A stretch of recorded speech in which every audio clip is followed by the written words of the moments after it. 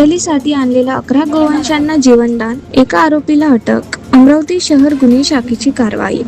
बकरी ईदच्या पार्श्वभूमीवर अवैध गोवंश कत्तलीवर लक्ष ठेवत अमरावती शहर गुन्हे शाखेने मोठी कारवाई करत कत्तलीसाठी आणलेल्या 11 गोवंश जनावरांची सुटका केली असून एका आरोपीला अटक करण्यात आली आहे.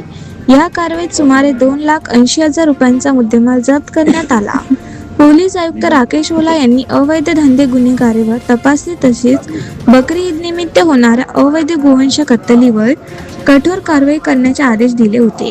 त्यानुसार पोलीस निरीक्षक संदीप चव्हाण यांच्या नेतृत्वाखाली गुन्हे शाखेचे पथक पेट्रोलिंग करत असताना गुप्त माहिती मिळाली. माहितीनुसार आझादनगर परिसरातील शेख रियाज याने कुर्बानीसाठी गोवंश जनावरे आणून घरासमोरील टिनाच्या गोठ्यात बांधून ठेवली होती.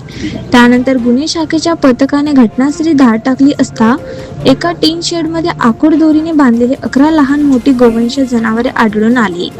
पंचासमक्ष ही जनावरे ताब्यात घेऊन त्यांना सुरक्षित संगोपनासाठी पशुवैद्यकीय अधिकारी मनपा अमरावती यांच्या हस्ते दस्तूरनगर येथील गौरक्षण संस्थेत दाखल करण्यात आले.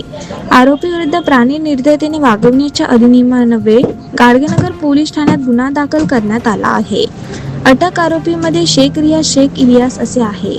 जप्त मुद्देमाल मध्ये 11 गोवंश जनावरे अंदाजित किंमत 2,80,000 रुपयांचा आहे, अशी माहिती आज 22 मे शुक्रवार रोजी सकाळी 8:20 पोलिसांनी दिली आहे.